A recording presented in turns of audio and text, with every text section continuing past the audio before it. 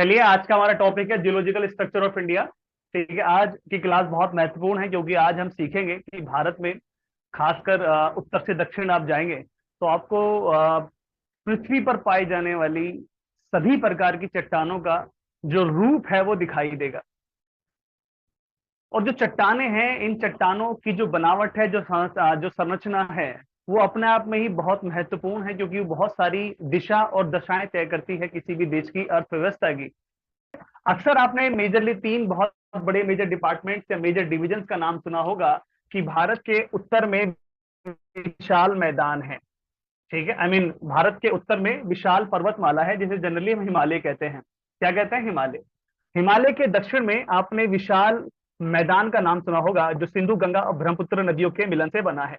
इसके बाद आपने जनरली नाम सुना होगा प्रायद्वीपीय भारत। नाम सुना है प्रायद्वीपीय भारत। ठीक है, जिसे जनरली ये कहा जाता है कि ये विश्व का सबसे प्राचीन भूखंड है या विश्व के सबसे प्राचीन भूखंडों में से एक है। इसके बारे में यह भी कहा जाता है कि यह स्थिर है। क्या है? यह स्थिर है और यहाँ पर किसी भी प्रकार की एक्टिविटी या जैसे भूकंप वगैरह होते हो संभव नहीं है। या फिर दूसरे तरह से यह समझा जा सकता है कि जो भारत का प्रायद्वीपीय भाग है, ये किसी भी अतीत काल में समुद्र में नहीं समाया है, नहीं डूबा है। चलिए, बहुत बढ़िया। अब देखिए, आपके एग्जाम में किस तरह के क्वेश्चन पूछे जाते हैं, इसको हम थोड़ा समझ लेते हैं। ठीक है, अगर यहां से पूछा जा रहा है, ठीक है, प्रायद्वीपीय भारत से, तो आपके सामने दो चार नाम आते हैं जैसा कि ये आर्कियन रॉक्स। ठीक है, दूसरा आता है धारवाड़ रॉक्स, तीसरा आता है कुडप्पा रॉक्स, चौथा आता है विंध्यन रॉक्स, पांचवा आता है डेक्कन रॉक्स, छठा आता है गोंडवाना रॉक्स। ये चट्टाने हमारे यहाँ आपको इन ये पांचों प्रकार मैंने लिखे हैं, करीब करीब 6 प्रकार जो मैंने लिखे हैं, ये 6 प्रकार की चट्टाने आपको प्रायद्वीपीय भारत में देखने को मिलेंगी। इसके बाद आता है हिमालय। हिमालय में जनरली आपको सैनोजोइक सैनोजोइक से जुड़ा हुआ कालखंड जो करीब करीब 6.5 करोड़ साल से 1.8 करोड़ तक का टाइम पीरियड दिखाता है, जिसमें आप देखेंगे जो हिमालय की जो उत्पत्ति हुई है, जो हिमालय की जो मिलने वाली चट्टाने हैं, जिन्हें जनरली आप अल्पाइन के नाम से भी जानते होंगे, कि अल्पाइन भी कहा जाता है जिनको, ठीक है, टर्शरी माउंटेन भी कहा जाता है, या फिर ये कहें हम इयोसीन, या फिर ये कहें कि ओलिगोसीन, या फिर ये कहें कि मियोसीन, या फिर हम ये कहें कि प्लियोसीन। प्लियोसीन कालखंडों में कहीं ना कहीं ये जो सारे के सारे कालखंड लिखे हैं, इन सारे के सारे कालखंडों में हमारे पास हिमालय की उत्पत्ति के प्रमाण हैं कि इन कालखंडों में हिमालय का जन्म हुआ है, या हिमालय पूरा हुआ है, या हिमालय अभी भी पूरा हो रहा है। अब ये तीसरा हिस्सा बचा है हमारे पास जिसे हम मैदानी भाग कहते हैं। इसको अगर हम ध्यान से देखें तो ये भी हाल ही की घटना है, यानी कि करीब करीब 20 लाख साल पुरानी घटना है।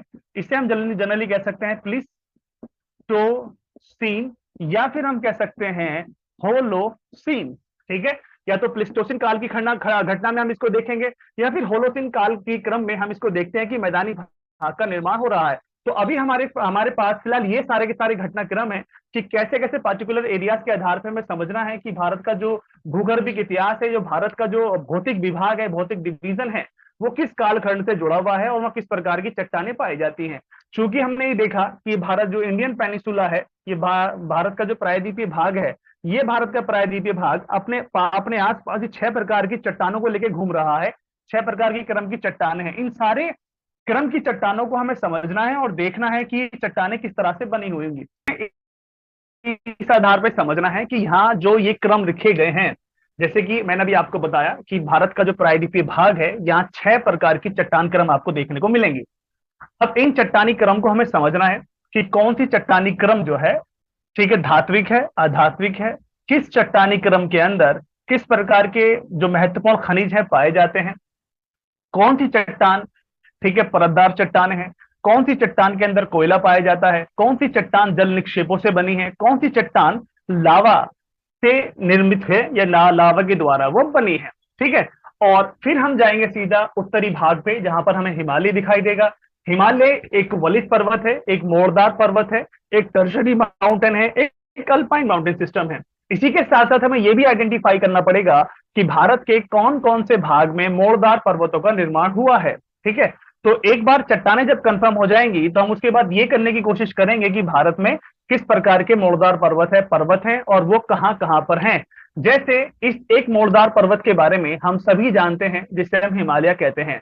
एक मोड़दार पर्वत और है जिसे हम जनरली शिवा अरावली पर्वत कहते हैं। Getting my point. एक मोड़दार पर्वत और है जनरली जिसको हम ईस्टर्न घाट कहते हैं। ठीक है, क्या कहते हैं? ईस्टर्न घाट कहते हैं। एक मोड़दार पर्वत और है जिसको हम विंध्याचल कहते हैं। एक पर्वत और है जिसको हम सतपुड़ा कहते हैं। लेकिन इसको भ्रंश पर्वत भी कहा जाता है, ब्लॉक माउंटेन भी, अभी ब्लॉक माउंटेन भी कहा जाता है, ब्लैक नहीं ब्लॉक माउंटेन। ठीक है, ये इसको भी कहा जाता है। पढ़ेंगे इसके बारे में, समझेंगे कि कौन कौन से कालखंड, कौन कौन से इंपॉर्टेंट कालखंड है जहां से क्वेश्चन हम निकाल सकते हैं। ठीक है, तो सबसे पहले हम क्या करेंगे, सबसे पहले आप एक हेडिंग बनाएंगे। ठीक है, एक हेडिंग बनाएंगे। हेडिंग बना लीजिए सबसे पहले, इंडियन पेनिसुला। एक हेडिंग बनाइए, इंडियन पेनिनसुला।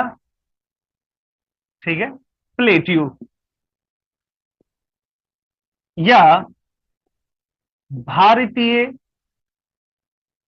प्रायद्वीप। ठीक है, भारतीय प्रायद्वीप, इसको रहने देंगे, प्लेट्यू को भारतीय प्रायद्वीप बनाइए। हेडिंग बनाइए, भारतीय प्रायद्वीप। हेडिंग बनाने के बाद सबसे पहली हेडिंग लिखेंगे या टॉपिक पॉइंट लिखेंगे आप, आर्कियन क्रम की चट्टानें। क्या लिखेंगे? नंबर 1, आर्कियन क्रम या आर्कियन रॉक्स। आर्कियन रॉक्स के बारे में मैं थोड़ा बता दूं कि जब पृथ्वी एक तप्त गोला था, ठीक है, तप्त गोला, जैसे कि हमने एक कांट और लाप्लास की सिद्धांत पढ़ा है, कांट और लाप्लास का हमने सिद्धांत पढ़ा है। उस सिद्धांत के अंदर एक महत्वपूर्ण बात यह की गई है कि एक स्पेस के अंदर, ठीक है, एक धूल और डस्ट, मतलब डस्ट और जो गैसेस के पार्टिकल्स ऑलरेडी मौजूद थे, उनके अंदर एक ग्रेविटेशनल अट्रैक्शन या ग्रेविटेशनल फोर्स या अट्रैक्शन फोर्स स्टार्ट हुआ, जिससे वो एक दूसरे के नजदीक आए। एक दूसरे के नजदीक आने के कारण, ठीक है, वो आपस में टकराए, टकराने के कारण हीट जनरेट हुई और धीरे धीरे मोशन जनरेट हुआ। वो मोशन जनरेट हुआ तो धीरे धीरे और बढ़ने लगा, हीट और बढ़ने लगी, और धीरे धीरे आसपास के जितने भी धूल और कण थे आपस में एक हो गए और प्रिमोर्डियल जो गैसेस होती हैं या क्लाउड्स होते हैं उनका निर्माण हो गया। और धीरे धीरे फिर इसमें से 8-9 छल्ले बाहर निकले, फिर हमारे सामने सोलर सिस्टम बनता हुआ नजर आया, जिसमें सन था और बाकी रेस्ट ऑफ दी 8 से 9 क्या थे? प्लानट थे। अब धीरे धीरे शुरुआत में ये तपता हुआ गोला था, लेकिन धीरे धीरे जैसे ठंडा हुआ, ठीक है, धीरे धीरे जैसे ठंडा हुआ तो इनकी स्पीड भी कम हुई, स्पीड कम हुई तो ऊपर की जो परत थी वो भी धीरे धीरे ठंडी होनी शुरू हुई। अब जो ऊपर की जो परत थी जिसे हम क्रस्ट कहते हैं, वो सबसे पहले वो ठंडी हुई, वो ठंडी होने के कारण सुकड़ी, जिसमें घनत्व के आधार पर वो सुगड़ती चली गई और धंसती चली गई। ठीक है, इस तरह से हम देखते हैं कि पहली परत जो रही पृथ्वी का, उसका निर्माण हुआ, जिसको जनरली आर्कियन रॉक्स कहा जाता है। क्या कहा जाता है? आर्कियन रॉक्स कहा जाता है। आर्कियन रॉक्स के बारे में बहुत अच्छी बात यह है कि ये शुरुआती चट्टाने हैं, पृथ्वी की प्राथमिक चट्टाने हैं, ठीक है, और ऐसी चट्टाने हैं जो काफी ठोस हो चुकी हैं। इसलिए आप देखेंगे इसके अंदर फॉसिल फ्यूल आपको बिल्कुल भी देखने को नहीं मिलेगा, जिसे हम जनरली जीवाश्म कहते हैं। क्या कहते हैं? जीवाश्म, या फिर हम कहें फॉसिल्स कहते हैं। तो फिर इसके अंदर क्या मिलता है? इसके अंदर रवेदार चट्टानें मिलती हैं। ये अत्यधिक पुरानी चट्टानें हैं, पृथ्वी के कालखंड से संबंधित है, यानी कि कुल मैं ये कहूं कि इंसानी इतिहास से भी पुरानी है, या फिर मैं ये कहूं कि जब पृथ्वी का निर्माण हुआ तो ये उस समय की बनी हुई चट्टानें हैं। तो ये जो पार्ट आप देख रहे हैं, ये पार्ट उसी वक्त का बना हुआ है। विद्वानों के अनुसार, या हम कहें बहुत सारी थ्योरी के अनुसार, एक बात आपने अक्सर पढ़ी होगी कि इंडियन प्लेट यूरेशियन प्लेट से, जिसके कारण हिमालय पर्वत का निर्माण हुआ। समझते बराबर? और यूरेशियन प्लेट और इंडियन प्लेट के बीच में था 33 सागर। 33 सागर के अवसाद से ही हिमालय इतना ऊंचा है। लेकिन दोनों ही प्लेटों से जब बड़ी मात्रा में नदियां अपना जल बहाकर लाई तो वो अवसाद यहां पर गिरा और अंत में जाकर कहीं ना कहीं ये मैदान का भी निर्माण हुआ। ठीक है, अगर आपने ध्यान से सुना होगा तो पता चला होगा आपको कि ये एक गोंडवाना का पार्ट है। किसका पार्ट है? गोंडवाना लैंड। ठीक है, ये किसका पार्ट है? गोंडवाना लैंड। जैसे कि संपूर्ण पेंजिया, अगर आपने टेलर का सिद्धांत पढ़ा होगा या फिर आपने वैगनर का सिद्धांत पढ़ा होगा, तो उन्होंने सभी भूखंडों को एक साथ जोड़कर एक पेंजिया महाद्वीप की कल्पना की थी कि दुनिया में एक ऐसा महाद्वीप है जो सभी महाद्वीप को जुड़ा था, जिसको जनरली पेंजिया कहा। और वो उसका उत्तरी उत्तरी जो भाग है वो अंगारा लैंड कहा गया, और दक्षिणी भाग भाग जो है वो गोंडवाना लैंड कहा गया। इस गोंडवाना लैंड के अंदर हमारी इंडियन प्लेट भी शामिल थी। क्या थी? इंडियन प्लेट भी शामिल थी। इसमें हम देखेंगे हमारी अफ्रीकन प्लेट भी शामिल थी। इसके अंदर अंटार्कटिका, कौन सी? अंटार्कटिका प्लेट भी शामिल थी। इसके अंदर मेडा गास्कर वाली प्लेट भी शामिल थी। इसमें ऑस्ट्रेलियन प्लेट भी शामिल थी, और इसमें साउथ अमेरिकन प्लेट भी शामिल थी। ठीक है, ये सारी की सारी प्लेटें हैं। तो ये प्राचीन भूखंडों से बना हुआ भूखंड है जो हमारे पास अभी वर्तमान में मौजूद है। अब इसमें यही कहा है कि भारत में ये जो चट्टाने हैं जिन्हें हम आर्किन क्रम की चट्टाने कहते हैं, ये बड़ी तादाद में पाई जाती हैं। अब हमें ये फाइंड आउट करना है कि भारत के किस हिस्से में पाई जाती हैं और किस हिस्से में नहीं पाई जाती है। अगर ये प्राचीन चट्टाने हैं, और प्राचीन चट्टानों की खास विशेषता होती है ये अपने पास बहुत सारे संसाधनों को लेकर चलती है, तो इनका जो ये मिलती है जनरली आप देखेंगे कर्नाटका में पाई जाती हैं, ये आंध्र प्रदेश में पाई जाती हैं, ये छत्तीसगढ़ में पाई मिलेंगी आपको, तमिलनाडु में आपको मिलेंगी, झारखंड में आपको पाई जाएंगी ये। ठीक है, इसके अलावा राजस्थान में ये आपको मिलेंगी। इसके अलावा कश्मीर के कुछ भाग आपको देखने को मिलेंगे, लद्दाख वाले कुछ पार्ट आपको देखने को मिलेंगे, या ये कहें हिमालय वाले क्षेत्रों में आपको देखने को मिलेंगे। अब ये जो पर्टिकुलर चीजें हैं ये क्या है? क्योंकि आर्किन क्रम के बारे में कहा जाता है कि ये करीब करीब 400 करोड़ साल पुरानी चट्टाने हैं। ठीक है, तो डेफिनेटली ये क्या है, रूप बदल गई होंगी। जैसे आपने देखा होगा या आपने पढ़ा होगा, जब एक रॉक साइकिल होता है, ठीक है, रॉक साइकिल, जब एक वॉल्केनो से, ठीक है, लावा बनता है या निकलता है ऊपर की तरफ, तो फिर जो वो सतह पर अगर ठहरता है तो बेसाल्ट बनता है। ठीक है, आप देखेंगे उसके उसके अपर्दन से फिर अवसारी चट्टाने बनती हैं, जब वो क्या सेडिमेंटेशन हो जाता है उनका। फिर जब वो दरादर लगातार दबाव और तापमान लगातार दबते चले जाने के कारण उनका रूप बदल जाता है, तो वो कायांतित चट्टाने बन जाती हैं, फिर वो आग्नेय चट्टाने मिलकर ऊपर आती हैं। तो एक प्रोसेस चलता है। तो अतीत में, ठीक है, कुछ इस तरह से इनके साथ हुआ है। तो वर्तमान में ये जो चट्टाने हैं ना अभी हाल ही में, या तो ये मेटामॉर्फिक रॉक में दिखाई देंगी या आपको इग्निस रॉक के रूप में नजर आएंगी। ठीक है, तो इसीलिए यहाँ पर नीज और शिस्ट टाइप की जो चट्टाने हैं, कौन सी चट्टाने? नीज और शिस्ट जो चट्टाने हैं बड़ी तादाद में आपको यहाँ देखने को मिलेंगी। और इनका जो वितरण मिलेगा आपको कर्नाटका, आंध्र प्रदेश, छत्तीसगढ़, तमिलनाडु, झारखंड, राजस्थान, और लद्दाख है, जास्कर है, कुमायूं, यहाँ भी आपको बड़ी तादाद में देखने को ये मिल जाती हैं। इसके अलावा यहाँ पर आपको गोल्ड मिलेगा, आयरन मिलेगा। ठीक है, मतलब सोना भी मिलेगा इस वाली धातुओं के अंदर, आपको आयरन और भी आपको देखने को मिलेगा, और अन्य महत्वपूर्ण जो धात्विक मेटेलिक रिसोर्सेस हैं वो भी आपको आर्किन क्रम की चट्टानों में देखने को मिल जाता है। अब क्या होता है, जैसा कि हमने देखा कि ये चट्टाने 400 करोड़ साल पुरानी हैं। कितनी पुरानी है? 400 करोड़ साल पुरानी है। तो लिहाजा यहां से एक चीज तो श्योरली हुई होगी, वो है ये कि यहां पर इरोजनल, या ये कहूं मैं, इरोजनल एक्टिविटी, ट्रांसपोर्टेशन एक्टिविटी और डेपोजिशनल एक्टिविटी, यानी कि यहां पर आपको अपर्दन जरूर हुआ होगा, इनकी ऊपरी सतह पर अपर्दन और एक तरह से निक्षेपण, जो दो प्रक्रियाएं हैं उनका भी पूरा पूरा, ठीक है, जो रोल है वो रहा होगा। इसकी इन चट्टानों पर अपर्दन और निक्षेपण की वजह से धारवाड़ क्रम की चट्टानों का निर्माण हुआ। किसका निर्माण हुआ? धारवाड़ क्रम की चट्टानों का निर्माण हुआ। चूंकि ये चट्टानें भी बहुत पुरानी हैं, ठीक है, यहां भी हम देखेंगे क्या स्पेसिफिक चीजें हमारे पास मिलती हैं। तो आप ये याद रखेंगे, आर्कियन क्रम की चट्टानों में अपर्दन और निक्षेपण होने से, यानी कि यहां अपर्दन हुआ फिर उनका निक्षेपण हुआ, वो धारवाड़ क्रम की चट्टानों का निर्माण हुआ। अगली हेडिंग बना लीजिए, धारवाड़ क्रम की चट्टानें।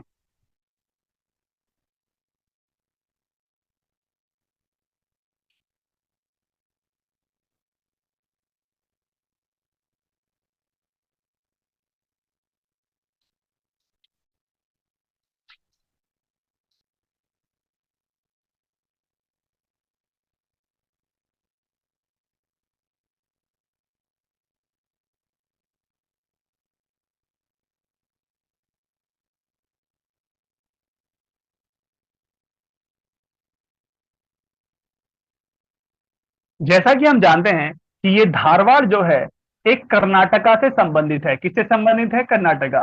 कर्नाटक के धारवाड़, ये कुछ फेमस बता रहा हूं जगह है कि कर्नाटक का धारवाड़, ठीक है, शिमोगा, कुछ ऐसी जगह है जहां पर ये चट्टानें बड़ी तादाद में मिलती हैं, बड़ी तादाद में मिलती हैं। धारवाड़ के बारे में कहा जाता है कि ये, ठीक है, अपरदन से बनी हुई चट्टानें हैं, यानी कि यहां पर आप अपरदन और निक्षेपण का रोल बहुत बड़ी तादाद में देखेंगे, निक्षेपण का रोल बहुत बड़ी तादाद में देखेंगे, ठीक है, जिसकी वजह से अब ये भी इंपॉर्टेंट हो जाता है, अगर ये हुआ है तो क्या यहाँ पर फॉसिल्स फ्यूल भी हैं? तो एक क्वेश्चन और निकल के आ जाता है, बेशक ये अपरदन और निक्षेपण से बनी हुई चट्टानें हैं, लेकिन यहाँ पर कोई भी फॉसिल्स फ्यूल्स नहीं पाया जाता है, कोई भी फॉसिल्स फ्यूल नहीं पाया जाता है धारवाड़ क्रम की चट्टानों में। अब हमें यही समझना है कि धारवाड़ क्रम की जो चट्टानें हैं, आखिरकार ये चट्टानें कहाँ कहाँ फैली हुई हैं और क्यों फैली हुई हैं, ये कहाँ कहाँ चीजें, और दूसरा ये आर्थिक दृष्टि से कितनी महत्वपूर्ण है। देखिए मैं बता दूं, हमारे पास ये बहुत सारी चट्टानों के नाम है, खासकर हम इंडियन पेनिनसुला की बात कर रहे हैं, अभी भारत के प्रायद्वीपीय भाग की बात कर रहे हैं, तो अभी हमने आर्कियन रॉक को देखा, ये 400 करोड़ साल पुरानी जरूर चट्टानें हैं, लेकिन यहाँ पर आपको ज्यादा, ठीक है, महत्वपूर्ण खनिज नहीं दिखाई देंगे। लेकिन धारवाड़ क्रम की चट्टानें एक ऐसी चट्टानें हैं जो भारत के खनिज की दृष्टि से अत्यधिक महत्वपूर्ण हो जाती हैं, अत्यधिक महत्वपूर्ण हो जाती हैं। और इस प्रकार की चट्टानों का जो फैलाव है वो आपको लद्दाख में देखने को मिलेगा, जास्कर में भी देखने को मिलेगा, ठीक है, कश्मीर के कुछ भागों में देखने को मिलेगा, और हैरानी की बात यह है कि इसका कुछ भाग आपको कुमायूं हिमालय में भी देखने को मिलेगा, यानी कि उत्तराखंड वाले भाग में भी आपको देखने को मिल जाता है। तो बहुत ही इंपॉर्टेंट है, ठीक है, खनिजों की दृष्टि से, क्योंकि यहाँ बड़ी तादाद में आपको खनिज दिखाई देंगे। तो हम एक लोकेशन देख लेते हैं, ये एक्चुअल में कहां कहां हमें दिखाई देती हैं और कहां कहां नहीं मिलती हैं, ठीक है। चलिए लिखना स्टार्ट कर लीजिए, फटाफट लिखना स्टार्ट कीजिए।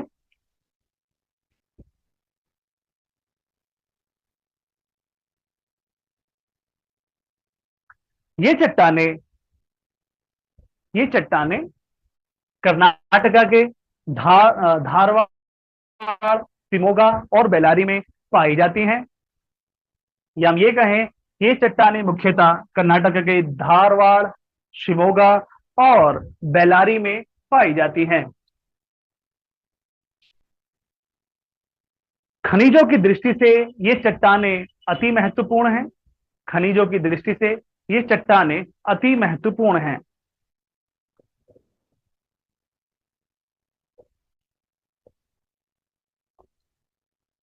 अति महत्वपूर्ण हैं।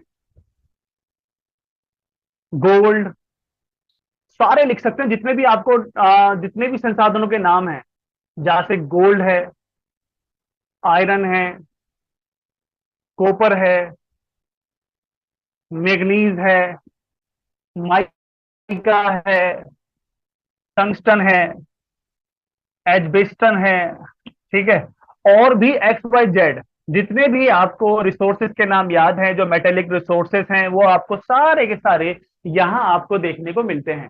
अब सवाल ये आता है, सर धारवाड़, शिमोगा और बेलारी के अलावा इन चट्टानों का फैलाव भारत में और कहाँ कहाँ है?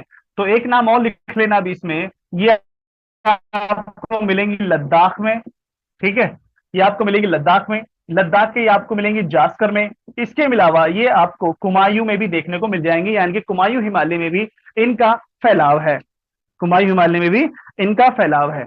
और बहुत फेमस फिल्म बनी है, ठीक है, आपने केजीएफ मूवी देखी होगी, ठीक है, आपने केजीएफ मूवी देखी होगी, ठीक है, कोलार गोल्ड फील्ड, ठीक है, जो कोलार गोल्ड है, जो कोलार माइंस हैं, ठीक है, वो भी आपको यहाँ मिलेंगी, धारवाड़ के नजदीक ही है, सोने की खाने, क्योंकि इसमें इन इन चट्टानों में क्वार्ट्ज जो चट्टान होती है उसकी बहुत अधिकता है।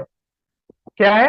क्वार्ट्ज चट्टानों की बहुत अधिकता है, और इन चट्टानों की अधिकता होने के कारण कर्नाटका का जो कोलार वाला एरिया है, ठीक है, कोलार एरिया, ये कहूं कि धारवाड़ के जो नजदीक कोलार एरिया है, वहां बड़ी तादाद में आपको गोल्ड देखने को मिल जाता है, ठीक है। तो इसका रोल बहुत इंपॉर्टेंट हो जाता है, और इसलिए इंपॉर्टेंट हो जाता है क्योंकि ये चट्टानें करीब करीब 300 करोड़ साल पुरानी हैं। कितनी चट्टानें हैं? 300 करोड़ साल पुरानी चट्टानें हैं। तो इस तरह से यहां से हम क्वेश्चन को निकाल सकते हैं, ठीक है, क्या है, निकाल सकते हैं।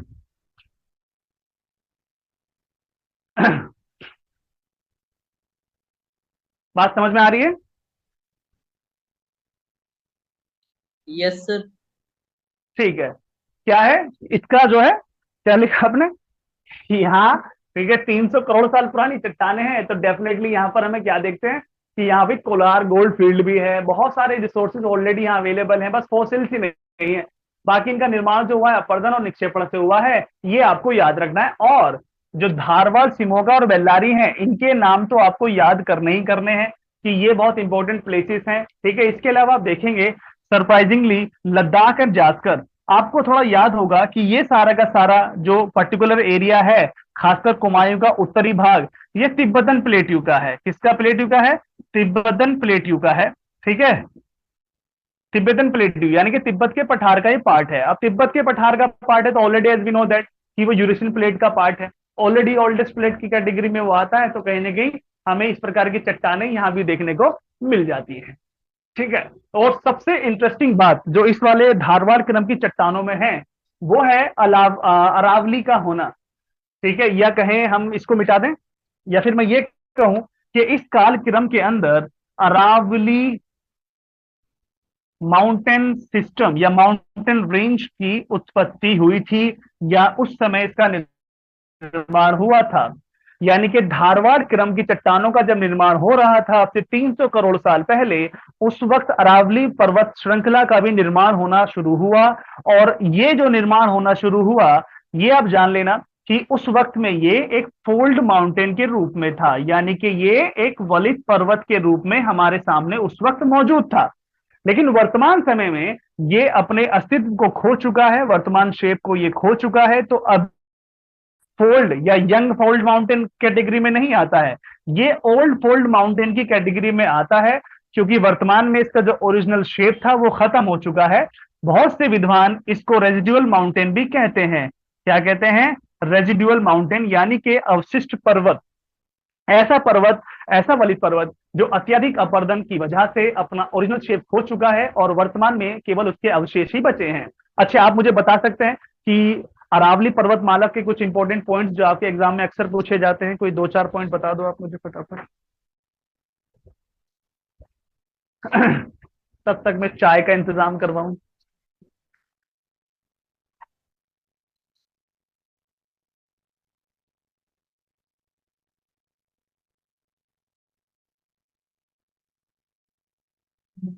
हाँ बच्चों, अरावली पर्वतमाला के बारे में बताओ भाई।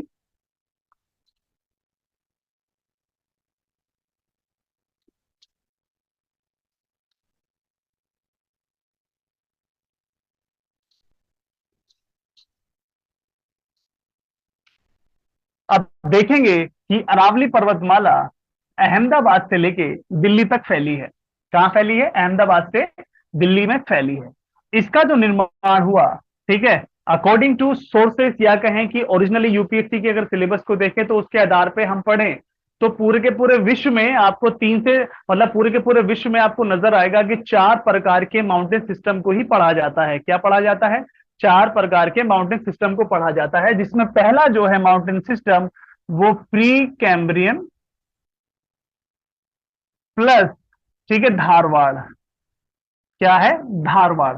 तो इसमें क्या आता है? पहला नाम आता है, इसमें आता है अरावली। क्या आता है? अरावली। जिस वक्त अरावली बना था ये फोल्ड माउंटेन था, लेकिन वर्तमान में आज के समय में फोल्ड माउंटेन नहीं है, ये आज के समय में एक रेजिडुअल माउंटेन है। ठीक है, वो कैसे? कुछ इस तरह समझ लीजिए, ये अतीत में कुछ इस तरह से रहा होगा, इस तरह से रहा होगा। ठीक है, ये ठीक, लेकिन वर्तमान में कुछ इस तरह से ही ये बचा है। तो ये मैं डॉट डॉट बना रहा हूं, ये कुछ इस तरह से ही हमारे सामने मौजूद है। बाकी ऊपर का सारा हिस्सा ऑलरेडी खत्म हो चुका है, यानी कि अब यहाँ हमें कुछ भी देखने को नहीं मिलता है। यानी कि 300 करोड़ साल के इतिहास में ये बहुत बड़े भूगर्भिक या कहें जलवायु परिवर्तन से होकर गुजरा है, जिसलिए इसका शेप वर्तमान में घट चुका है। और ये 2-4 क्वेश्चन ही बनाता है, जैसे कि एक माउंट आबू से क्वेश्चन पूछ लेता है, गुरु शिखर से क्वेश्चन पूछ लेता है। ठीक है, और ये बेसिक से 2 क्वेश्चन यहाँ आते हैं, ठीक है, जहां से क्वेश्चन पूछा जाता है। ठीक है, बात समझ में आ रही है? इसके अलावा अगर कल को क्वेश्चन ये आ जाए कि बताइए पूरे विश्व के अंदर अगर अरावली पर्वतमाला, प्री कैम्ब्रियन और धारवाड़ के टाइम पर, ठीक है, इस पर्वत का निर्माण हुआ, तो पूरे विश्व में कौन कौन से ऐसे वक्त हैं या कौन कौन से ऐसे समय हैं जहां पर आपको ये पर्वत क्रम आपको दिखाई देता है। ठीक है, इसी में हम कंटिन्यू कर लेते हैं। ठीक है, इसके बाद आता है कैली डोनियन, ठीक है, माउंटेन सिस्टम, और फिर आता है आपका हर्सिनियन माउंटेन सिस्टम, फिर आता है आपका टर्शरी माउंटेन सिस्टम। टर्शरी के अलावा ये हम इसको अल्पाइन माउंटेन सिस्टम भी कह सकते हैं। ये बहुत इंपॉर्टेंट चीज है, ठीक है, कैलिडोनियन के अलावा। अब कैलिडोनियन को आप देखेंगे तो यहाँ पर आपको एप्लेशियन माउंटेन सिस्टम भी दिखाई देगा, और हर्सिनियन में हम देखेंगे कि हर्सिनियन माउंटेन सिस्टम में तो आपको इसमें ब्लैक फॉरेस्ट नजर आएगा जर्मनी का, इसमें आपको वॉसजेस भी नजर आएगा कि भाई जर्मनी का जो ब्लैक फॉरेस्ट है और फ्रांस का जो वॉसजेस है ये आपको दिखाई देगा। इसके अलावा कैलिडोनियन में आपको भारत का पूर्वी घाट भी नजर आएगा। क्या आएगा? पूर्वी घाट नजर आएगा। इसके अलावा आपको कुडप्पा का एरिया नजर आएगा, महानदी की उत्पत्ति नजर आएगी, गोदावरी की उत्पत्ति नजर आएगी इसके ऊपर, ठीक है, और फिर कृष्णा की भी उत्पत्ति नजर आएगी। इन द सेंस जो ये कैलिडोनियन पर्वत है, ये कैलिडोनियन पर्वत सिस्टम है, इसमें दुनिया के बड़े बड़े पर्वतों का निर्माण हुआ है, जैसे कि भारत का पूर्वी घाट, ठीक है, जर्मनी का ब्लैक फॉरेस्ट, और फ्रांस का, ठीक है, वॉसजेस माउंटेन पर्वत। ये जनरली आपको दिखाई देंगे कैलिडोनियन माउंटेन सिस्टम में। इसके बाद आता है हर्सिनियन, ठीक है, ओ सॉरी, ठीक है, कैलिडोनियन के बाद आता है हर्सिनियन, हर्सिनियन के बाद आता है टर्शरी। तो टर्शरी में आप दुनिया के जितने भी यंगेस्ट माउंटेन सिस्टम है, जिसमें हिमालय है, जिसमें एटलस है, जिसमें आल्प है, जिसमें रॉकी है, जिसमें एंडीज है, ये सारे के सारे पर्वत श्रृंखलाएं आपको टर्शरी में नजर आएंगी। ठीक है, तो इसको हम डिटेल से बाद में डिस्कस करेंगे, लेकिन अभी मैंने आपको बता दिया कि पूरी दुनिया में 4 प्रकार के मोड़दार पर्वतों का घटनाक्रम हुआ है, और 4 माउंटेन सिस्टम है जो जुड़े गए हैं, जिसमें प्री कैम्ब्रियन है जो धारवाड़ से संबंधित है, दूसरा है कैलिडोनियन है, तीसरा हर्सिनियन है, तीसरा और चौथा है टर्शरी। इन चारों को हम विस्तार से डिस्कस करेंगे, लेकिन बाद में। चलिए आगे बढ़ते हैं।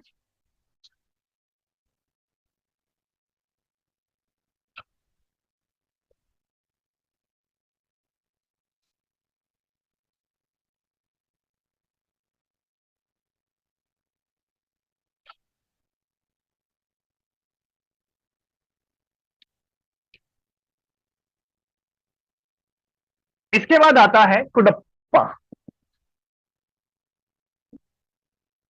क्या आता है? कुडप्पा रॉक्स। कुडप्पा रॉक्स के बारे में कहा जाता है कि ये चट्टानें दरअसल आंध्र प्रदेश में पाई जाती हैं। क्या जाती हैं? आंध्र प्रदेश में सर्वाधिक विस्तृत रूप से पाई जाती हैं, जिसके आधार पर यह मान लिया गया कि इनका नामकरण इसी स्थान पर कर दिया जाए। तो ये एक्चुअली आंध्र प्रदेश की कुडप्पा नामक जगह पर मिली थी, तो वहीं पर इनका नामकरण हो गया और वहीं इनका नाम कुडप्पा रॉक्स रख दिया गया। और करीब करीब ये, ठीक है, ऑलमोस्ट मान लीजिए कि 150 करोड़ से, मतलब 140 करोड़ साल के आसपास ये पुरानी चट्टानें हैं। और इनका जो निर्माण है, मैं ये कहूं कि 140 करोड़ साल पहले से लेके अब तक करीब करीब 60 करोड़ साल तक इनका निर्माण हुआ है। मतलब काफी लंबा समय इन्होंने बिताया है। और ये भी बड़ी इंपॉर्टेंट है, अगर आंध्र प्रदेश के आसपास के एरियाज आप देखेंगे तो आपको छत्तीसगढ़ दिखाई देगा, झारखंड दिखाई देगा, महाराष्ट्र दिखाई देगा, उड़ीसा दिखाई देगा, तमिलनाडु दिखाई देगा, छोटा नागपुर का प्लेट्यू आपको दिखाई देगा। ठीक है, इसके अलावा थोड़ा राजस्थान का पार्ट भी ले लेते हैं। ठीक है, तो ये सारा का सारा एरिया जो है वो कडप्पा क्रम की चट्टानें हैं। और ये भी आप देखेंगे, यहां भी आपको संपूर्ण खनिज संसाधन आपको देखने को मिलेंगे। क्या मिलेंगे? संपूर्ण खनिज संसाधन आपको इस जगह में देखने को मिलेंगे, खनिज संसाधन। ठीक है, ये सारे के सारे संसाधन आपको यहां देखने को मिलेंगे। और इनका निर्माण भी आप देखेंगे कि धारवाड़ क्रम की जो चट्टानें हैं, धारवाड़ क्रम की जो चट्टानें हैं, उन क्रम की चट्टानों पर जो अपरदन हुआ है, क्या हुआ है? अपरदन और निक्षेपण जो हुआ है, उसकी वजह से ये चट्टानें आपको देखने को मिलती हैं। ठीक है, तो ये धारवाड़ की चट्टानों से मिलकर बनी है, जो बहुत इंपॉर्टेंट है। ठीक है, और बाकी सारे जो संपूर्ण खनिज हैं, जो महत्वपूर्ण खनिज हैं, वो आपको कुडप्पा में देखने को मिल जाएंगे। और जनरली ये जो पर्टिकुलर एरियाज आप देख रहे हैं, ये एरिया वैसे भी आयरन के लिए फेमस है। ठीक है, इसके अलावा ये कॉपर के लिए फेमस है, ये माइका के लिए फेमस है। आंध्र प्रदेश तो माइका के लिए वैसे फेमस है। ये बेसिक सी चीजें हैं। तो इन सारी चीजों पर हमें ध्यान रखना है कि कुडप्पा क्रम की चट्टानों का विस्तार कहां पर है और क्यों ये पढ़ी जाती है, किनका रोल क्या है। तो अभी हमने 2 चीज देखी, एक तो धारवाड़ क्रम की चट्टानें देखी और एक हमने कुडप्पा क्रम की चट्टानें देखी। ये दोनों क्रम की जो चट्टानें हैं, ये बहुत महत्वपूर्ण है खनिजों के लिए। ठीक है, यहां पर आपको धात्विक खनिज भी मिलेंगे और यहां पर आपको अधात्विक खनिज, यानी कि मेटेलिक रिसोर्सेस और नॉन मेटेलिक रिसोर्सेस भी आपको मिलेंगे। मैं थोड़ा इंक डाल लूं इसमें।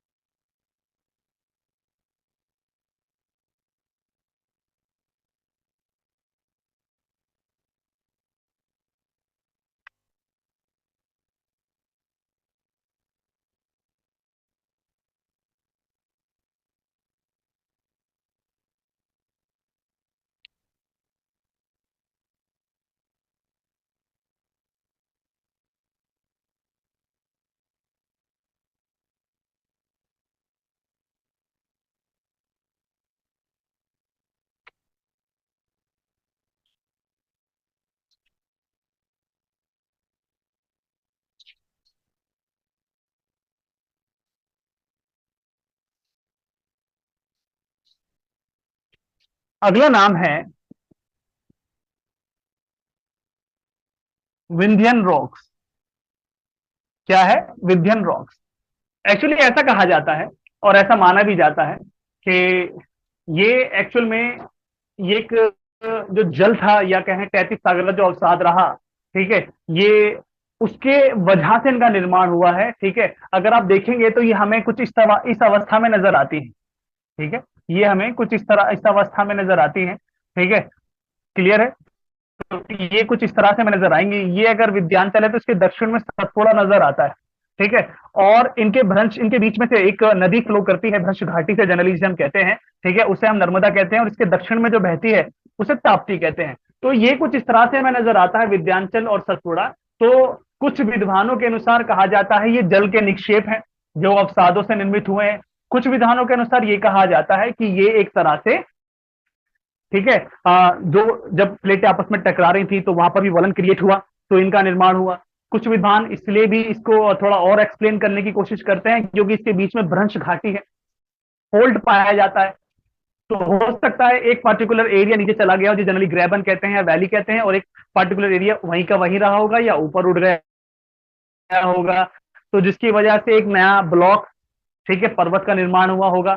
ठीक है, तो इस तरह से इनके बारे में कहानियां हैं। तो जनरली हम सारी की सारी कहानियों को जब हम पेनिसुला पढ़ेंगे तब हम डिस्कस करेंगे, लेकिन अभी आप फिलहाल ये समझेंगे कि जो विद्यान रॉक्स हैं ये जनरली एक जल के निक्षेप हैं जिनके बारे में और जिनका महत्व हमें भी पढ़ लेते हैं। आपने देखा होगा कि भारत में बहुत सारे महल बने हुए हैं, जिसमें आगरा का सारे के सारे जो फोर्ट्स हैं ले लीजिए आप, राजस्थान के फोर्ट्स ले लीजिए आप, और दिल्ली के फोर्ट्स ले लीजिए, वो कहीं ना कहीं आपको रेड सैंडस्टोन से बनते हुए नजर आते हैं। तो ये जो दोनों श्रृंखलाएं हैं जनरली ये क्वार्ट्ज के लिए प्रसिद्ध हैं। ठीक है, ये रेड सैंडस्टोन के लिए प्रसिद्ध हैं।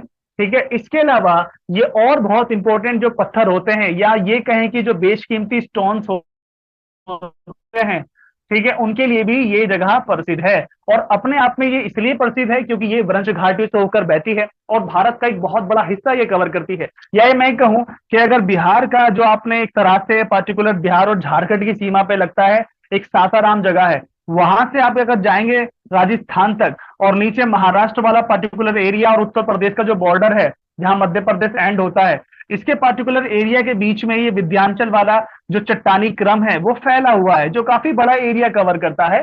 और स्पेसिफिकली ये जो एरिया आप देखेंगे ये बहुत महत्वपूर्ण चट्टानों से बना है। इसका मतलब ये है कि अगर यहाँ पर यह है तो आपको यहाँ पर एक क्रम की चट्टानें और देखने को मिलेंगी जिसको हम मार्बल कहते हैं। क्या कहते हैं? मार्बल। या मकराना का मार्बल ले लीजिए या भेड़ा घाट का मार्बल ले लीजिए, जनरली जबलपुर का। अक्सर क्या होता है कि मकराना का जो मार्बल होता है जो कि राजस्थान में पाया जाता है वो बहुत ज्यादा कीमती है, बहुत ज्यादा, ठीक है, इससे ज्यादा ओल्डेस्ट भी माना जाता है, यानी कि भेड़ा घाट जबलपुर के पास मिलने वाले मार्बल से भी ज्यादा पुराना है। तो ये एक बेशकीमती जगह है खासकर पत्थरों के लिए। और मध्यकालीन इतिहास में जो हमारे पास किले आज भी मौजूद हैं उसमें जो रेड सैंडस्टोन यूज किया गया है, जो मार्बल यूज किया गया है, वो कहीं ना कहीं इसी जगह से लाया गया था। ठीक है, तो विध्यन का रोल सिर्फ इतना ही है, ठीक है, कि यहाँ कौन कौन से किस प्रकार के पत्थर हमें देखने को मिलते हैं। और अच्छी बात यह है कि ये भी एक तरह से परतदार चट्टानों से ही निर्मित है। कौन सी चट्टानों से निर्मित है? परतदार चट्टानों से। तो हमने ये भी देखा, ये भी परत यहाँ पर बनी है, यहाँ भी परत बनी है और यहाँ भी परत ही बनी है। ठीक है, गेटिंग माय पॉइंट। चलिए अब आगे बढ़ते हैं। अगला है गोंडवाना लैंड। थोड़ा ये ऊपर नीचे हो गया, ठीक है। ये है डेक्कन, इसके बाद आएगा गोंडवाना, के बाद आएगा डेक्कन।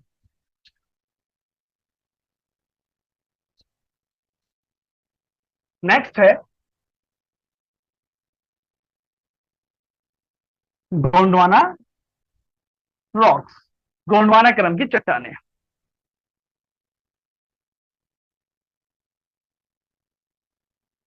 गोंडवाना क्रम के बारे में कहा जाता है कि इनका जो कालक्रम है या बनने की जो प्रक्रिया है वो करीब करीब अब से 25 करोड़ साल पहले इनकी शुरू हुई थी। क्या शुरू हुई थी? 25 करोड़ साल पहले इनका बनना शुरू हुआ था। इसकी जानकारी हमें बहुत सारे सिद्धांतों से मिलती है, जिसमें टेलर का है और ऐसे सिद्धांत प्रमुख हैं। या फिर प्लेट टेक्टोनिक भी ले लीजिए आप, और हैरी हेस वाला कंसेप्ट भी आप उठा सकते हैं, तो वहां से हमें मिलता है। तो गोंडवाना क्रम की चट्टानें जो हैं वो अक्सर आपने देखा होगा, यहां पर आपको दो चीजें बहुत बड़ी तादाद में मिलेंगी। एक तो मिलेगा फॉसिल्स। क्या मिलेगा? फॉसिल्स। फॉसिल्स के मतलब यहां पर आप ये देख सकते हैं, कोल आपको देखने को मिलेगा, ठीक है। यहां पर आपको पेट्रोल आपको देखने को मिलेगा। इसके अलावा और अन्य महत्वपूर्ण संसाधन आपको यहां देखने को मिलते हैं। इसके अलावा इन चट्टानों का जो क्रम है, ठीक है, वो आपको महानदी, ठीक है, वैली में आपको देखने को मिलेगा। इसके अलावा गोदावरी वैली में आपको देखने को मिलेगा। इसके अलावा जो कृष्णा है वो आपको देखने को मिलेगा। या फिर मैं एक चीज और ऐड कर देता हूं इसके अंदर, दामोदर वैली। क्या है? दामोदर वैली। तो अक्सर आपने देखा होगा ये सारी की सारी जो वैली हैं अक्सर अपने उत्पादनों के लिए बहुत प्रसिद्ध है, खासकर कोयले के लिए। तो भारत में जो कोयला होगा वो आपने देखा सुना भी होगा, जिसमें एंथ्रेसाइट बहुत प्रमुख कोयला है, ठीक है। फिर है बिटुमिनस, क्या है? बिटुमिनस कोयला है। फिर है लिग्नाइट कोयला, क्या है? लिग्नाइट। फिर है पीट कोयला। ये चार प्रकार का कोयला आपको भारत में बड़ी तादाद में देखने को मिलेगा, और ये सारा का सारा कोयला आपको गोंडवाना क्रम की चट्टानों में देखने को मिलता है। या फिर मैं ये कहूं कि भारत में जितना भी कोयला पाया जाता है, चाहे वो दामोदर वैली में पाए जाने वाला रानीगंज कोल फील्ड ही क्यों ना हो, ये सारे के सारे कोयले जो हैं वो 98% के आसपास बताया जाता है कि भारत में गोंडवाना क्रम का कोयला मौजूद है। बाकी का जो रेस्ट ऑफ द कोयला है वो टर्शरी क्रम का कोयला है। कितना है? टर्शरी, जो बहुत ही लो क्वालिटी का जनरली कंसिडर किया जाता है। तो आपको ये याद रखना है कि गोंडवाना क्रम की जो चट्टानें हैं वो अक्सर कहाँ कहाँ पाई जाती है? देखो यहाँ पाई जाती है। और आपने देखा होगा कि कोयला अक्सर कहाँ मिल रहा है? इन्हीं नदी घाटियों में पाया जा रहा है। कारण क्या हो सकता है नदी घाटियों में पाया जाना? हो सकता है बड़ी तादाद में यहाँ पानी आ गया हो और सारी चीजें, ठीक है, दब गई हो, या फिर वो समा गई हो पृथ्वी में। मतलब एक तरह से होता ना कि हेर फेर, एक तरह से अत्यधिक अवसाद का आ जाना, ठीक है, ऊपरी सतह से और फिर पानी में ये सब दब जाना, तो बाद में अतीत में किसी कोल के अंदर या पेट्रोल में कन्वर्ट हो जाना, कुछ ऐसी चीजें यहाँ पर हमें समझ में आती हैं, ठीक है।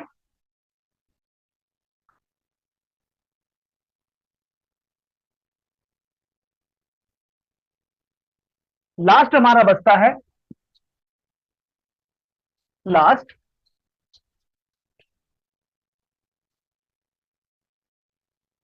अगला है हमारा डेक्कन ट्रैप।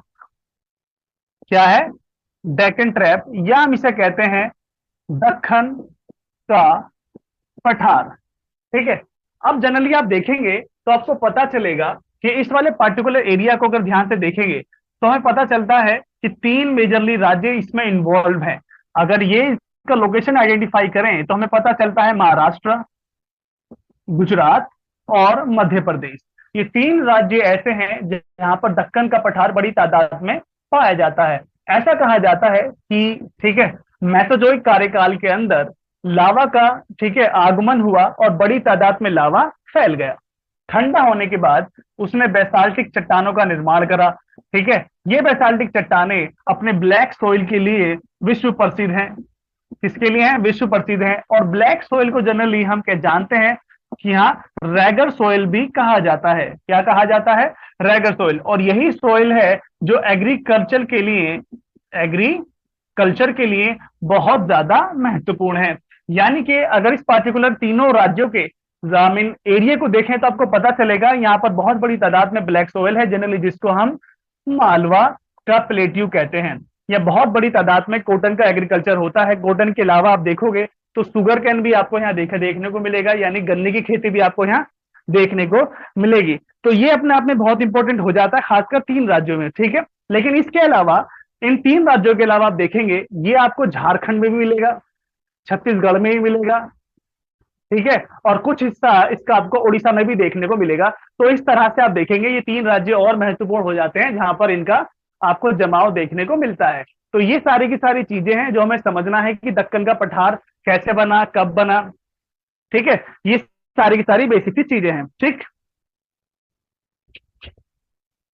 बात समझ में आ गई नितिन?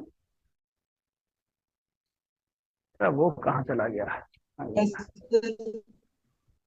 ठीक, चलिए। तो दक्कन के पठार से हमने देखा, अब लोकेशन वाइज ये हमें आइडेंटिफाई करना है कि प्रायद्वीपीय भारत से ये 6 क्रम की चट्टानें जुड़ी हुई हैं, जिसमें आर्कियन क्रम की चट्टानें हैं, धारवाड़ क्रम की चट्टानें हैं, कुडप्पा क्रम की चट्टानें हैं, विंध्यान क्रम की चट्टानें हैं, गोंडवाना क्रम की चट्टानें हैं, और डेक्कन, ठीक है, या दक्कन क्रम की चट्टानें हमारे पास मौजूद हैं, ठीक है। अब हम इसको थोड़ा मिटा देते हैं,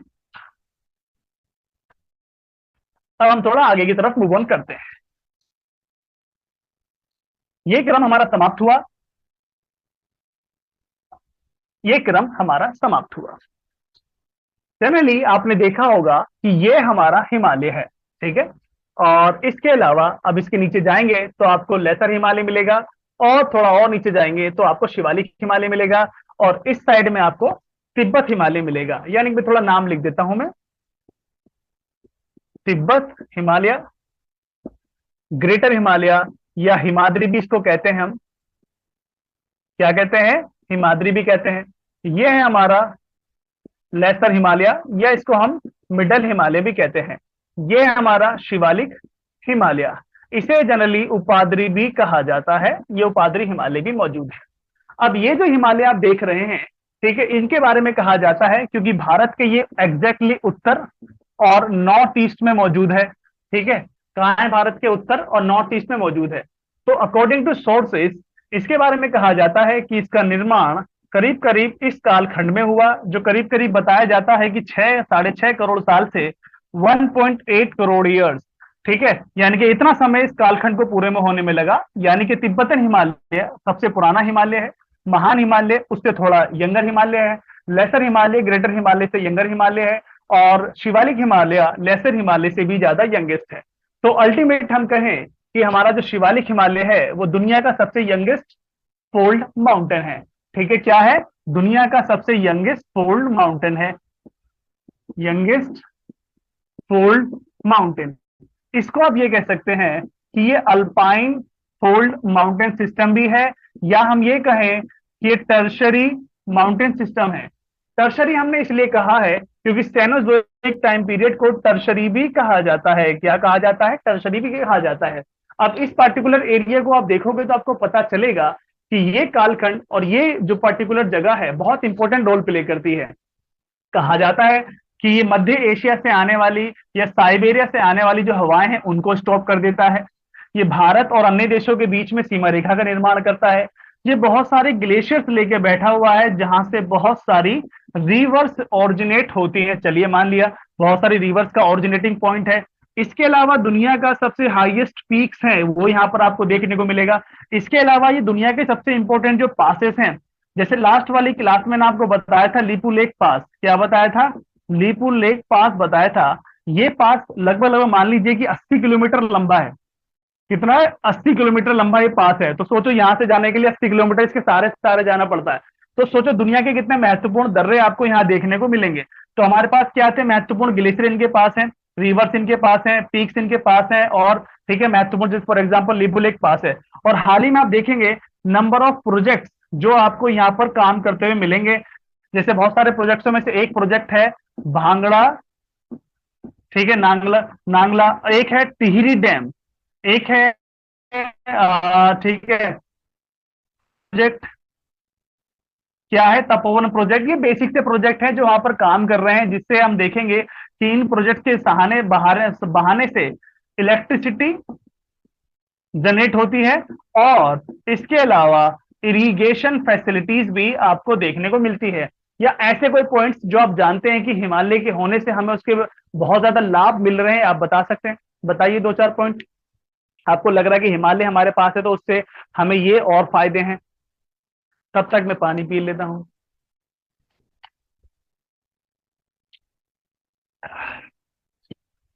हैं, बहुत सारे फायदे हैं भाई। देखो, हिल स्टेशन है यहाँ पर। क्या है? हिल स्टेशन है। ठीक है। यहाँ पर बागानी होती है, फॉरेस्ट्री है यहाँ पर बहुत बड़ी तादाद में। क्या है? फॉरेस्ट्री आपको देखने को मिलेगा। और सबसे बड़ी बात, यहाँ पर सॉफ्ट वुड के जो चिर फाइन टाइप के जो पेड़ होते हैं वो आपको देखने को मिलेंगे, जो कागज बनाए जाते हैं भाई। यहाँ बहुत बड़ी तादाद में फॉरेस्ट्री वाला काम चलता है, क्योंकि मुलायम लकड़ी के पेड़ हैं यहाँ पर। और हिल स्टेशन आपको यहाँ देखने को मिलेंगे। और दूसरा, आप यहाँ पर जो घास के मैदान होते हैं, खासकर बुग्याल है, ठीक है, और गुलमर्ग है, और इसके अलावा सोनमर्ग है। ठीक है, ये घास के मैदान भी आपको देखने को मिलेंगे, यानी कि फॉरेस्ट एरिया है, ग्रासेस है, सॉफ्ट वुड का जो बहुत अच्छा इंडस्ट्री ओवर है, फॉरेस्ट्री का डेवलपमेंट है, कंटूर फार्मिंग आपको यहाँ देखने को मिलेगी, और इसके अलावा रिसोर्सेस आपको यहाँ बहुत बड़ी तादाद में देखने को मिलते हैं। ठीक है। तो ये जो पर्टिकुलर एरिया है, जिसका कालखंड जो है, निर्माण कालखंड, वो इतना माना जाता है, ठीक है, जिसमें बहुत सारे टाइम फ्रेम मौजूद हैं, जिसमें ईओसीन भी है, अभी मैंने थोड़ी देर पहले ही आपको बताया था, ईओसीन है, मियोसीन है, ओलिगोसीन है, प्लियोसीन है। इन कालखंडों में इनका निर्माण हुआ है। ठीक है। तो इन कालखंडों में निर्माण हुआ है और अभी भी हो रहा है, ये इनकम्प्लीट है, कंप्लीट प्रोसेस में, मतलब कंप्लीट नहीं हुआ है। ठीक है। और इसके बेनिफिट्स हमारे पास, ये सारे के सारे बेनिफिट्स हमारे पास मौजूद हैं। और अभी हाल ही में भारत सरकार ने बहुत सारे प्रोजेक्ट इसमें शामिल किए हैं, और वो कौन कौन से प्रोजेक्ट्स हैं, और उन प्रोजेक्ट्स की वजह से किस प्रकार का डैमेज इकोसिस्टम वहां पर हो रहा है, या इकोसिस्टम किस प्रकार डैमेज वहां हो रहा है, ये आपको जो नेक्स्ट क्लास होने वाली है उसमें जो नोट्स आपको दिए जाएंगे, वो आपको आसानी से उसमें मिल जाएंगे। ठीक है। तो डिटेल से बताया गया है कि तिब्बतन हिमालय में करंट इश्यूज क्या क्या है, लोकेशन क्या क्या है, कब बना है, कैसे बना है। ग्रेटर हिमालय के बारे में बताया गया है, टाइम पीरियड से लेके करंट लोकेशन के बारे में। लेटर हिमालय के बारे में बताया गया है, जब से बना है तब से अब का करंट लोकेशन क्या है, करंट इश्यूज क्या है। और शिवालिक हिमालय के बारे में बताया गया है कि why they are number of flood are occurring there, ठीक है, पार्टिकुलर एरिया। तो ये सारी की सारी चीजें हमने देखेंगे हमारे नेक्स्ट वाले टाइम ऑफ पीरियड में। तो अब ये हमारा क्लियर हुआ कि ये जो पार्टिकुलर एरिया था, खासकर हिमालय वाला सिस्टम, वो भी देखने में हमारे समझ में आ जाता है। यानी कि भारतीय इतिहास में, या भारत के भूखंड इतिहास में आप देखेंगे, एक तरफ 400 करोड़ साल पुरानी चट्टाने हैं, और दूसरी तरफ भारत में करीब करीब 2 करोड़ साल पुरानी चट्टाने भी मौजूद हैं। कितनी? लगभग लगभग 2 करोड़ साल पुरानी चट्टाने हैं, यानी कि 400 करोड़ साल से लेकर 2 करोड़ साल तक पुरानी चट्टाने आपको देखने को यहां मिल जाएंगी। मतलब काफी, ठीक है, इंटरेस्टिंग एरिया है। और काफी एक तरह से ना, मतलब इंटरेस्टिंग तो है, साथ में रिसर्चफुल एरिया है कि इतना डाइवर्सिटी आखिरकार ये कैसे है, क्यों है इतना डाइवर्सिटी। ठीक है। और इस रॉक सिस्टम की संरचना और बनावट की वजह से आप देखेंगे कि भारत की एग्रीकल्चर डिसाइड होती है, भारत के रिसोर्सेज डिसाइड होते हैं, भारत का एक तरह से टोपोग्राफिकल जो एक टोपोग्राफी वो डिसाइड होता है। मतलब बहुत सारी चीजें हैं, बहुत सारे बेनिफिट्स हैं हमारे पास, कि ओल्डेस्ट रॉक सिस्टम भी हमारे पास है और यंगेस्ट रॉक सिस्टम भी हमारे पास है। ठीक है। तो यहां हम खत्म कर देते हैं, ये हमारा पार्टिकुलर एरिया है। अब आते हैं हम अपने मैदानी भाग की तरफ।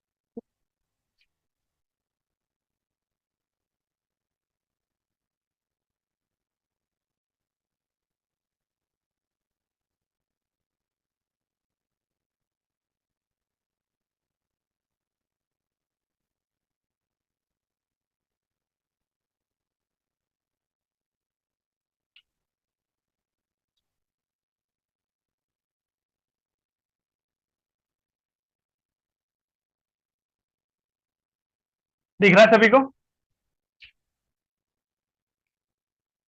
दिख रहा है सभी को? तो ये है हमारे उत्तर भारत मैदानी भाग।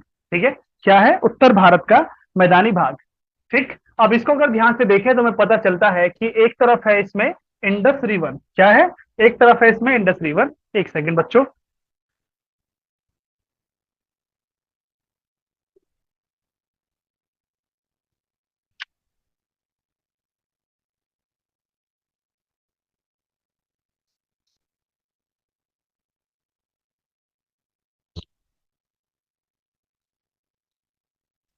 एक तरफ आपको दिखाई देगी यहाँ पर इंडस रिवर, और इंडस रिवर की सहायक नदियां झेलम, चेनाब, रावी, ब्यास, सतलज। एक तरफ आपको यहाँ पर दिखाई देगी गंगा नदी और उसकी सहायक नदियां, चाहे वो रामगंगा हो, गोमती हो, घाघरा हो, गंडक हो, कोसी हो, महानंदा हो। इसके अलावा यमुना है, सोन है। ठीक है, ये सारी नदियां दिखाई देंगी। और एक तरफ नदी दिखाई देगी आपको, ठीक है, ब्रह्मपुत्र नदी, चाहे उसकी रैडक, जलढाका, कामिंग, पिस्ता, ऐसी सहायक नदियां मौजूद हो। ठीक है, तो इन सारी नदियों के, सहायक नदियों के, ठीक है, आगमन से आप देखेंगे कि एक विशाल मैदानों का निर्माण हुआ है जनरली, जिसको हम क्या कहते हैं? इंडस गंगा ब्रह्मो प्लेन। क्या कहेंगे? इंडस गंगा ब्रह्मो प्लेन। अब ये जो प्लेन है जनरली आप इसको देखेंगे तो ये बहुत सारे डिविजन्स में हो जाता है। जैसे पंजाब का प्लेन अलग है, उत्तर प्रदेश का प्लेन आपको अलग मिलेगा, बिहार का अलग मिलेगा, बंगाल का अलग मिलेगा। उसको कैसे समझेंगे? ऐसे समझना, अगर मैं पश्चिम पंजाब की तरफ से इसको ऐसे ड्रॉ करूं और ये देखूं तो पता चलेगा कि इस तरह से, ठीक है, बंगाल की तरफ जाते जाते ये प्लेन अगर यहाँ पर अधिकतम ऊंचाई पर है पंजाब की तरफ, तो बंगाल तक जाते जाते ये कुछ बिल्कुल समतल हो जाता है, समुद्र तल से बिल्कुल एग्जैक्टली मिल जाता है। ठीक है, एकदम एग्जैक्टली मिल जाता है। अब ये जो प्लेन एरिया है, ये प्लेन एरिया अपने आप में बहुत ज्यादा इंपॉर्टेंट है। कारण इसका ये है कि एक तो ये समतल है। क्या है? समतल है। और जो समतल जगह होती है वहां पर कई आसानी से बन जाती है कोने में जो फिनिश। ठीक है, क्लियर है? जैसे फॉर एग्जांपल, एक सेकंड,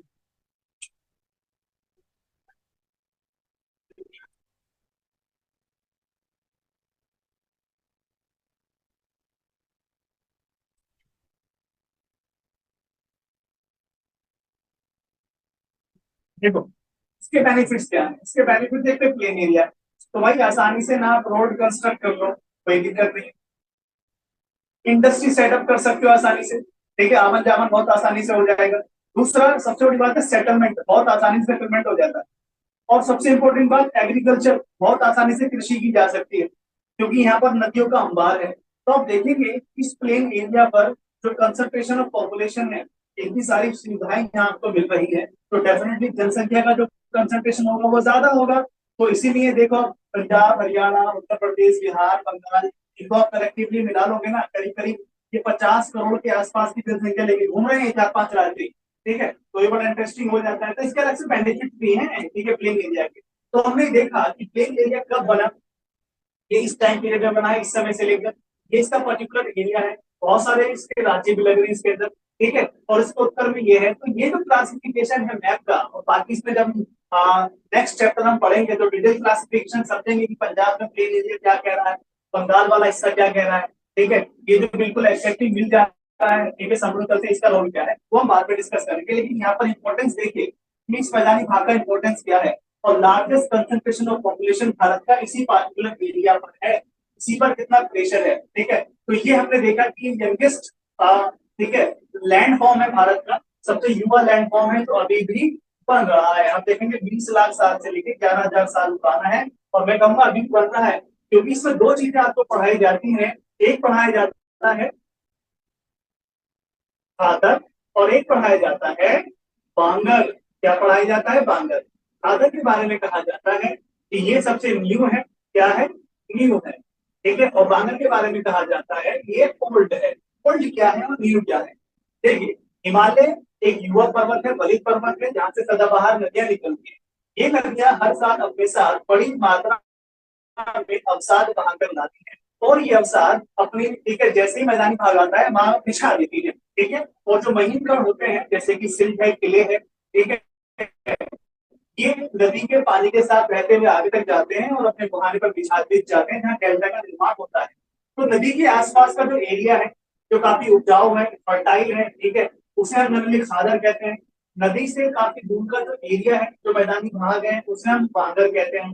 तो इस आधार पे हमने पूरे मैदानी भाग को समझा और देखा कि आने वाले जो भी क्लासेस होंगी यहाँ कौन कौन सी इंपॉर्टेंट चीजें हमें डिस्कस करनी है, कब से और डिटेल के साथ इसको पढ़ेंगे, ठीक है। चलिए, कल वाली क्लास जो होगी उसमें आपको नए नोट्स प्रोवाइड करवाए जाएंगे पूरे के पूरे। तो उसमें जब हम नई चीजें डिस्कस करेंगे तो उसमें हम समझेंगे कि भाई देखो किस तरह से इसमें पढ़ना है, ठीक है।